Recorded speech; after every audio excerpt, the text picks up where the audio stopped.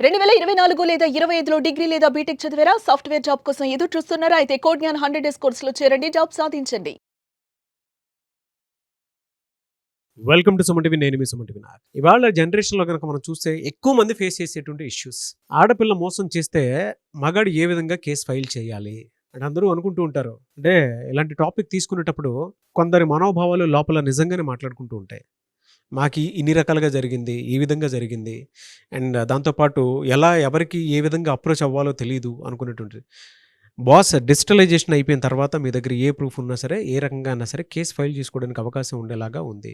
అయితే వీటికి సంబంధించినటువంటి వాటిల్లో ఎన్ని రకాలుగా ఉంది, ఏ విధంగా ఉంది, అండ్ ఎలా అప్రోచ్ అవ్వాలి అనేది ఈరోజు మనతో పాటు హైకోర్టు అడ్వకేట్ అలగర్ రవీంద్రనాథ్ గారు ఉన్నారు. అది వారి మాటలో తెలుసుకుందాం. Hello sir. హాండి నాగరాజ్ గారు. ఒక ఆడపిల్ల గనక మగాడిని మోసం చేస్తే ఎలా కేసు ఫైల్ చేయాలి? మగపిల్లలు మోసం చేశారంటూ ఆడపిల్లల కోర్టులకి, పోలీస్ స్టేషన్కి ఎక్కడ ఉన్నది సర్వసాధారణం కూడా.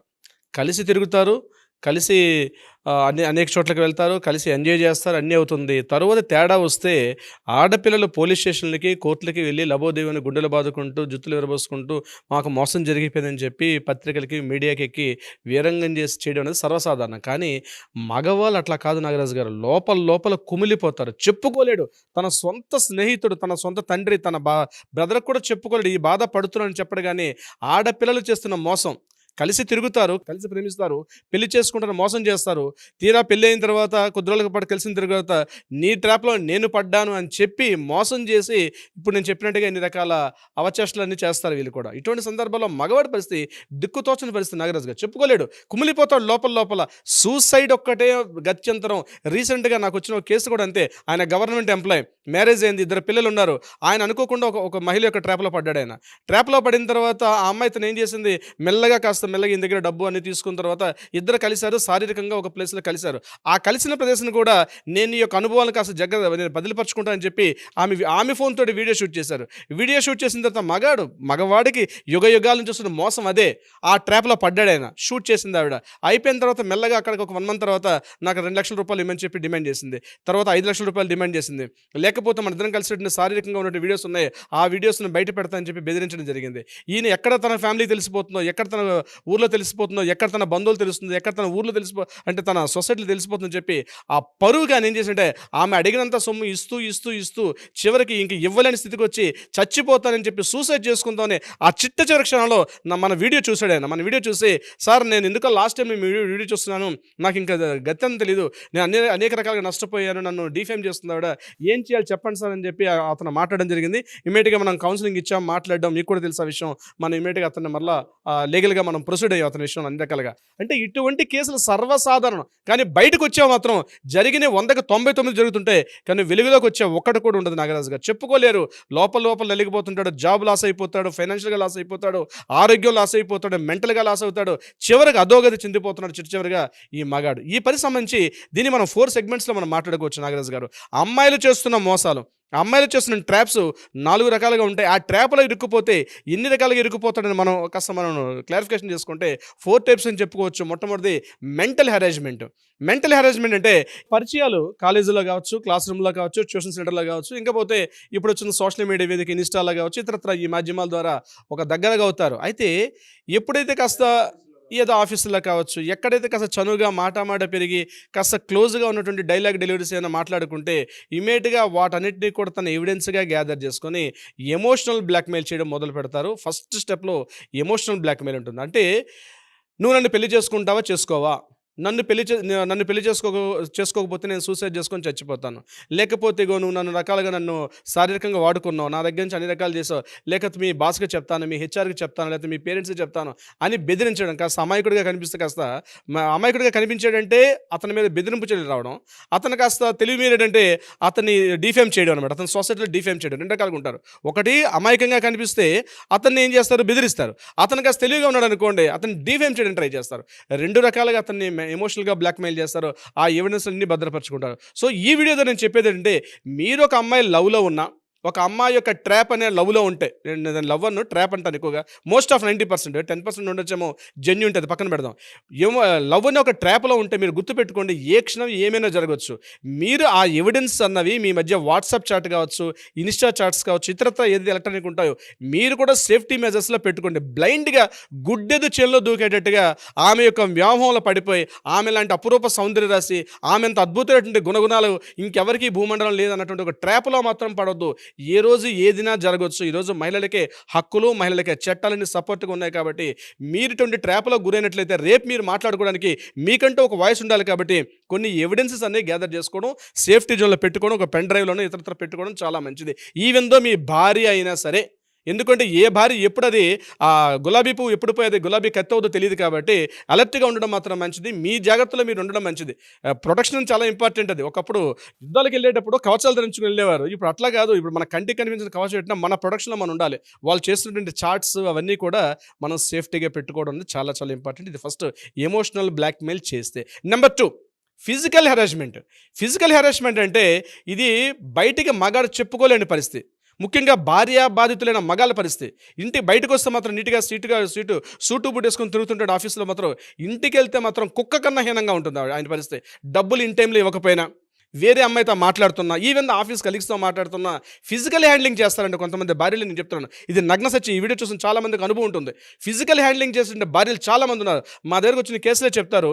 ఆ భార్య కాస్త పక్కకి వెళ్ళిపోగానే, సార్ డాక్టర్ దగ్గర, అడ్వకేట్ దగ్గర మీరు నిజాలు చెప్పాలి సార్ అని చెప్పి ఆయన ఒక్కసారి ఓరమని ఏడుస్తుంటాడు. సార్ నా భార్య నన్ను కొడుతూనే ఉంటాను సార్, పొద్దున్న లేచిన మొదలు ఆవిడ బయటికి. మరి ఎలా సార్ దెబ్బలు తింటే ఎలా ఉంటున్నారంటే, చెప్పుకోలేను సార్, నా పరిస్థితి అంతకన్నా దారుణం, నేను ఆ యొక్క ఒక పులిబోన్లో ఉన్నట్టు ఉంటుంది నాకు ఇంటికి వెళ్ళిన తర్వాత అని చెప్పిన పరిస్థితి ఉంది.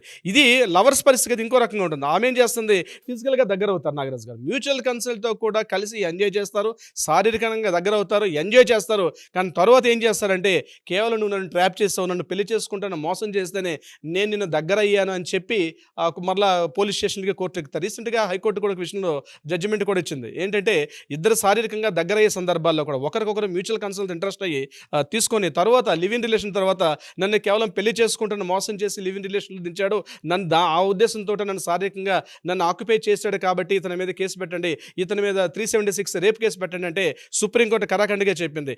మీరు కలిసి లివ్ ఇన్ రిలేషన్షిప్లో ఉండేట ఇప్పుడు ఇద్దరికి అంగీకారంతో మీరు శారీరకంగా దగ్గరేరు కాబట్టి 376 ఎట్లా అప్లికబుల్ అవుతుందని చెప్పి రీసెంట్గా ఒక కేసులో కూడా సుప్రీంకోర్టు జడ్జిమెంట్ ఇచ్చారు. సో శారీరకంగా హెరాస్మెంట్ చేసినప్పుడు కూడా మిమ్మల్ని భయపెడుతూ ఉంటే, అంటే ఆ యొక్క వీడియోస్ కానీ ఆ క్లిప్పింగ్స్ అని చూపిస్తే మిమ్మల్ని భయపెడితే మీకు చట్టం ఎప్పుడు మీ పక్కనే ఉంటుంది, గుర్తుపెట్టుకోవాల్సిన అవసరం కూడా. దానికి ఎలాంటి ఎవిడెన్సెస్ కావాలి? రీసెంట్గా మధ్యప్రదేశ్ భోపాల్లో కేసు జరిగింది.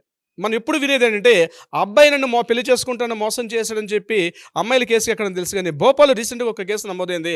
ఆ అమ్మాయి నన్ను మోసం చేసింది, ఆ అమ్మాయి నన్ను పెళ్లి చేసుకుంటానని నన్ను శారీరకంగా వాడుకొని నా యొక్క ఫినాన్షియల్ స్టేటస్ మొత్తం ఆమె తెలుసుకొని నన్ను మోసం చేసి నన్ను బయటకు నెట్టేసిందని చెప్పి ఒక అబ్బాయి భోపాల్లో కేసు కూడా నమోదైంది రీసెంట్గా.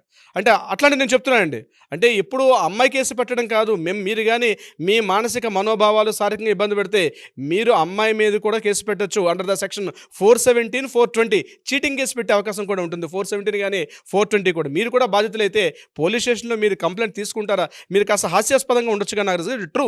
కొన్ని సందర్భాల్లో అమ్మాయిలు మోసం చేస్తే కూడా ఇమీడియట్గా మీరు అక్కడికి వెళ్ళి శారీరకంగా చూపించుకోవాల్సి వస్తుంది. మూడోది ఫినాన్షియల్ హెరాస్మెంట్. నాగరాజు గారు, ఫినాన్షియల్ హెరాస్మెంట్ మరి దారుణంగా ఉంటుందండి. ఎలా అంటే వాళ్ళకి ఏ చిన్న అవసరాలైనా, మూతికి రాసుకున్నటువంటి లిప్స్టిక్తో మొదలైతే రాత్రి పడుకోవడానికి వేసుకున్న నైటీ వరకు ఈ పగలు ఎన్ని రకాలు ఉంటాయో, బట్టలు, లిప్స్టిక్స్, గార్మెంట్స్, కాస్మెటిక్స్, ఇతరత్ర వాళ్ళకి కావాల్సిన ప్రతిదీ కూడా, ప్రతి విషయాన్ని కూడా ఏదో హక్కు ఉన్నట్టుగా వాళ్ళ మీద ఆధారపడిపోయి నాకు కొనిస్తావా, కొనివా. మొదట్లో అందంగానే ఉంటుంది కానీ మితిమీరిన ఖర్చులు, ఆ ఇన్కమ్కి వచ్చిన ఖర్చుల కన్నా వీటి కోసం ఖర్చులు పెట్టి ట్రావెల్స్ అండ్ టూర్లకు వెళ్ళడానికి, లాంగ్ డ్రైవ్లకు వెళ్ళడానికి రకరకాలుగా మీ మీద ఫినాన్షియల్గా ఇబ్బందులు పడే అవకాశం కూడా ఉంటుంది కొంతమంది లవర్స్. ఇంకా భార్య బాధితులు అయితే అంటే ముఖ్యంగా వైఫులు చేసే పని ఏంటంటే ఖర్చుకు మించి, అంటే ఇన్కమ్కి మించి, ఆదాయానికి మించి ఖర్చులు పెట్టాలి. ఎక్కడ కూడా తగ్గే ప్రసక్తి కూడా ఉండదు. ఆ ఖర్చులన్నీ కూడా మీరే భరించాలి. రీసెంట్గా మనం కూడా కేసు చూసాం. అందులో వాళ్ళు ఏమడిగారంటే, నా మెయింటెనెన్స్ కేసు మీద 6 లక్షల రూపాయలు అడిగింది ఆ మహిళమని. అంటే ఆమె కావాల్సినటువంటి షూస్, చెప్పులు, గార్మెంట్స్, కాస్మెటిక్స్ వీటన్నిటి కూడా 6 లక్షల రూపాయలు మెయింటెనెన్స్ అడిగింది. అంటే కోర్టుకి అంటే సిగ్గు లజ్జ ఏమీ లేకుండా, నా మగాడంటే ఏదో ఈమె కోసం పుట్టినట్టు, ఒక ఏటీఎం బ్యాంక్ పుట్టినట్టుగా నా యొక్క మొత్తం ఖర్చును నువ్వే భరించాలని చెప్పి ఒక 6 లక్షల రూపాయలు మెయింటెనెన్స్ అడిగారంటే ఇక కోర్టుకి రాని కేసులు కొన్ని 100 లక్షల్లో ఉంటాయి. మగాడిని పీల్చి పిప్పి చేసినటువంటి ఫినాన్షియల్గా పూర్తిగా అనగదొక్కేస్తారు. ఇక పొద్దులే దేనికి పనిచేస్తారంటే ఆవిడ ఖర్చుల కోసం పనిచేసినట్టు భర్తలు ఉన్నారు, ఆవిడ ఖర్చుల కోసం పనిచేసినట్టు లవర్స్ కూడా ఉన్నారు. మీరు ఇటువంటి ఇబ్బందికి గురవుతున్నారు ఫినాన్షియల్గా అంటే ఇది నెక్స్ట్ దారితీయబోతున్నారు అనమాట. ముందుగా ఫైనాన్షియల్ కానీ ఎమోషనల్ దారితీపోతారు. రేపు పొద్దున మీరు చీటింగ్కి గురి కాబోతున్నారు. నాకు ఇది ఇండికేషన్స్. మీరు ఏ విధంగా అయితే ఖర్చు పెడుతున్నారో ప్రతి దానికి ఒక స్క్రీన్ షాట్ తనకు కూడా పంపించేసి మీ దగ్గర కూడా పెట్టుకోండి, సరిపోతుంది కదా సార్. ఇవన్నీ కూడా ప్రూఫ్స్ పెట్టుకోవడం చాలా చాలా ఇంపార్టెంట్. ఎందుకంటే కోర్టులో కావాల్సింది ఇన్ని మాట్లాడి అది జరిగింది ఇది జరిగింది కాదు, ఎవిడెన్స్ ఉంది ఇంపార్టెంట్. ఎవిడెన్సెస్ కలెక్ట్ చేసి పెట్టుకోవాలి. 4th point online harassment. Online harassment ఎలా ఉంటుందంటే మెయిల్స్ ద్వారా కావచ్చు, ఇన్స్టా కావచ్చు, ఇటువంటి చేయడం అనేది ఎప్పుడైతే ఆన్లైన్లో హెరాస్మెంట్ జరుగుతుందో డిఫమేషన్ అండర్ సెక్షన్ 498, 500 ప్రకారం మీ చుట్టూ ఉన్నటువంటి వారు సమాజంలో మీకు కానీ కాస్త పరుగు భంగం వాటిల్లే విధంగా మీ ఇంట్లో బయట మీ అపార్ట్మెంట్లో మీ ఫ్లాట్ బయట జరిగిన డిఫమేషన్ సూట్ వేసుకోవచ్చు. మీ అపార్ట్మెంట్లో కాస్త మిమ్మల్ని కాస్త డిగ్రేడ్ చేస్తూ మాట్లాడిన, వల్గర్గా తిట్టిన, అబ్యూజ్ లాంగ్వేజ్తో తిట్టిన డిఫమేషన్ సూట్ అనేది ఇమ్మీడియట్గా వేసుకోవచ్చు. కొంతమంది మరొక స్టెప్ ముందుకు వెళ్తారు. వెళ్ళి ఆఫీసులకు వెళ్ళి ఆ భర్త పనిచేసిన ఆఫీసులోకి వెళ్ళి ఆయనకి షర్ట్ పట్టుకుని చెడమేడని చంపదెబ్బలు కొట్టినట్టు కొంతమంది కూడా నేను చూసాను సందర్భాల్లో. అటువంటి సందర్భాల్లో కూడా డిఫమేషన్ సూట్ వేసుకోవడం మీ పరుగు భంగం వాటిల్లుతుంది. ఆమె మితిమీరి ప్రవర్తిస్తుంది అనుకున్నప్పుడు అలర్ట్గా ఉండండి. ముందే అలర్ట్ అవ్వండి. తర్వాత మీరు పూర్తిగా బావిలో మునిగిపోయిన తర్వాత మీరు అక్కడికి వచ్చి లబోదిబమండం కన్నా ముందే అలర్ట్ అయితే ఇటువంటి ప్రమాద సంకేతాలు ముందే మీకు కనిపిస్తుంటాయి. ఇప్పుడు నేను చెప్పే 4 పాయింట్స్లో ఎక్కడ సంకేతాలు కనిపిస్తే అలర్ట్ అవ్వండి. ఇమీడియట్గా దగ్గరలో ఉన్నటువంటి ఒక అడ్వకేట్ని ఫస్ట్ సంప్రదించండి. ఆయన మీకు పర్ఫెక్ట్గా డ్రాఫ్టింగ్ చేస్తారు. దగ్గరలో ఉన్న పోలీస్ స్టేషన్కి వెళ్ళాలి, ఎలా కంప్లైంట్ చేయాలి, ఏ విషయం కూడా మిమ్మల్ని అలర్ట్ చేసే అవకాశం ఉంటుంది. True sir. అంటే మీరు ఇలా మాట్లాడుతుంటే నాకు ఒకటి గుర్తొస్తుంది. కొంతమంది ఏం చేస్తారంటే ఇన్స్టాగ్రామ్లోను, ఫేస్బుక్లోను, లేదంటే వాట్సాప్ స్టేటస్లోను వీళ్ళ కాంటెక్స్చువల్కి తగ్గట్టుగా అంటే వేరే ఓన్ డిఫేమ్ చేస్తూ కూడా మాట్లాడుతూ ఉంటారు. లేదా వాట్సాప్ స్టేటస్ పెట్టేటప్పుడు కూడా వీళ్ళని ఉద్దేశించే పెట్టి బ్లాక్మెయిల్ చేసేస్తూ ఉంటారు. అంటే వీటికి సంబంధించినటువంటి ప్రూఫ్ మీరు ఏ విధంగా పెట్టుకోవాలి అని అంటే స్క్రీన్ షాట్తో సహా పెట్టి రాతపూర్వకంగా మీరు ఏదైతే అనుకుంటున్నారో మీరు పోలీస్ స్టేషన్కి వెళ్ళిస్తే అట్లీస్ట్ ఎంక్వైరీ స్టార్ట్ అవుతుంది అక్కడ నుంచి. ఎలా అంటే మళ్ళీ వెనక్కి తిరిగి వాళ్ళే ఆలోచిస్తారు అసలు ఏం జరిగింది, నిన్ను ఉద్దేశించే పెట్టిందని నువ్వు ఎందుకు అనుకుంటున్నావు అని చెప్పేసి అడిగితే మీ దగ్గర కొన్ని ప్రూఫ్లు ఉంటాయి కదా, కాంటెక్స్చువల్ ప్రూఫ్లు చాలా ఉంటాయి. కొంతమంది చాలా తేలిగ్గా వీళ్ళని ఉద్దేశించి వాట్సాప్ స్టేటస్ పెట్టి ఇన్స్టాగ్రామ్లో పెట్టుకొని ఫేస్బుక్లో పెట్టుకొని వీళ్ళకి ఏదో బుద్ధి రావాలనుకున్నట్లు, ఎందుకంటే వీళ్ళు హుందాగా దాన్ని ప్రవర్తించుకుంటూ మేము చేసిన తప్పు కాదులే అనుకున్నటువంటి మూఢత్వంలో ఎక్కువ మంది ఉంటూ ఉంటారు. అటువంటి వాళ్ళకి మాత్రం నిజంగా డిఫమేషన్ కేసు వేసుకోవడానికి అవకాశం ఉండేలాంటి అతిపెద్ద వెపన్ అని చెప్పుకోవచ్చు. సో దీనికి ఏ సెక్షన్స్ ఉంటాయి సార్ జనరల్గా? 499, 500 మనకి ఐపీ సెక్షన్స్ ప్రకారం డిఫమేషన్ ఉంటుందండి. బట్ ఎవిడెన్సెస్ ఇప్పుడు మీరు చెప్పినట్టుగా వీటన్నిటి కూడా ప్రాపర్ ఎవిడెన్సెస్ స్క్రీన్ షాట్తో సహా ప్రతిదీ మీరు కానీ మీరు క్యారీ చేసి దగ్గరలో ఉన్న పోలీస్ స్టేషన్ కంప్లైంట్ చేసి డిఫమేషన్ సూట్ మనం కోర్టులో ఫైల్ చేసుకుంటే మీ లైఫ్ని మీ చేతుల్లో భద్రంగా పెట్టుకునే అవకాశం ఉంటుంది నాగరాజ్ గారు. బట్ చాలా బాగా చెప్పారు సార్. అంటే జనరల్గా ఎవరైనా సరే అంటే 4 టైప్స్లోనే హెరాస్మెంట్ ఎక్కువ మంది జరుగుతుంది. మెంటల్ హెరాస్మెంట్ ఒకటి, అండ్ ఫిజికల్ హెరాస్మెంట్ ఒకటి, ఫినాన్షియల్ హెరాస్మెంట్, ఆన్లైన్ హెరాస్మెంట్, లేదా డిఫేమ్ చేసేటువంటి హెరాస్మెంట్ అనమాట. ఈ 4గిట్లోనే ఈ ట్రాపుల్లోనే పడిపోయి జీవితాన్ని నాశనం చేసుకున్నటువంటి వాళ్ళు చాలామంది ఉన్నారు. కాబట్టి మీకోసమే ఇది పర్టికులర్గా చేసినటువంటి వీడియో. ఎనీవేస్ ఇటువంటి వాళ్ళు చాలామంది ఉంటారు. మిమ్మల్ని అప్రోచ్ అవ్వాలంటే ప్రాసెస్ ఏంటి సార్? తప్పనిసరిగా నాగరాజ్ గారు వీడికి సంబంధించి ఏదైనా ఇన్ఫర్మేషన్, సలహా సంప్రదింపులు కావాలంటే కింద స్క్రోల్ అవుతున్న నెంబర్ని కాంటాక్ట్ చేయగలిగితే మన లీగల్ టీం వాళ్ళకి అప్రోచ్ డీటెయిల్స్ అందించే ప్రయత్నం చేస్తారు. అది కాకుండా కోర్టులో ఏదైనా వివాదాలు కూడా ఉంటే కూడా దానికి సంబంధించి కూడా పరిష్కార మార్గం వచ్చే దిశగా ప్రయత్నం చేస్తారు నాగరాజ్ గారు. ఎనీవేస్ థ్యాంక్ యూ అండి, థ్యాంక్ యూ సో మచ్. అలాగే రవీంద్రనాథ్ గారు, thank you so much Nagaraj గారు.